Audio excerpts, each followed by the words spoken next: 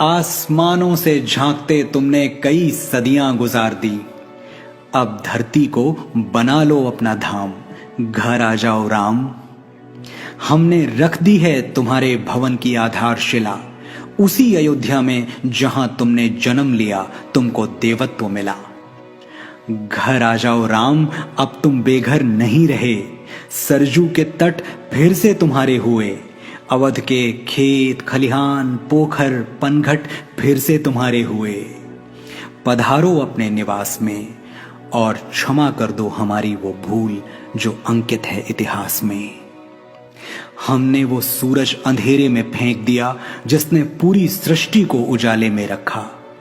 कैकेयी ने तो सिर्फ 14 बरस का वनवास दिया था, हमने 37 साल तुम्हें ताले में रखा। और तुम्हें निर्वासित करके हमें मिला क्या? एक ऐसी दुनिया जहां खुली हवा में भी दम घुटे। मानवता अहिल्या की तरह पत्थर हो चुकी है राम, तुम आके पैरों से छू दो तो शायद जी उठे। तुम तो सूर्यवंशी हो, हमें याद है तुम्हारा शौर्य तुम्हारा साहस। न्याय के हाथ में धनुष था एक और काटने के लिए अन्याय के सर थे 10। हे महानायक मर्यादा पुरुषोत्तम इक्ष्वाकु कुलभूषण, तुम्हारे बिना फीकी है अवध की शाम, घर आ जाओ राम।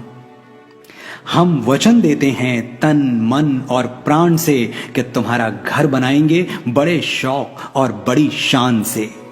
दीवारें इतनी मजबूत कि भेदभाव का रावण भेद न पाए, दरवाजे इतने ऊंचे कि ऊंच नीच के दानों से लांघा न जाए।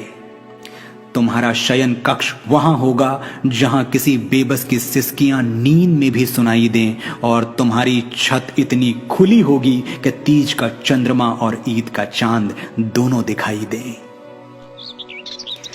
तुम्हारी खिड़कियों पर बैठे परिंदे दोहराएंगे विश्व शांति की सरगम, और महल के प्रवेश द्वार पर लिखा होगा वसुधैव कुटुंबकम।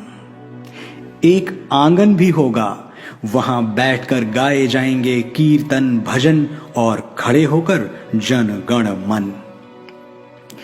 तुम्हारी प्राचीरों पर जलती मशालें मौन घोषणा करेंगी कि अब कहीं किसी कमजोर का छप्पर फूंका ना जाए।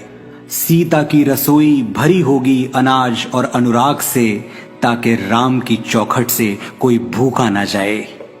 हमने रख दिया तुम्हारे भवन की नींव में पहला पत्थर, अब और न सताओ धनुर्धर। अनगिनत केवटों शबरियों सीताओं को प्रतीक्षा है तुम्हारी, घर आ जाओ मेरे राम, मेरे मंगल भवन अमंगल हारी।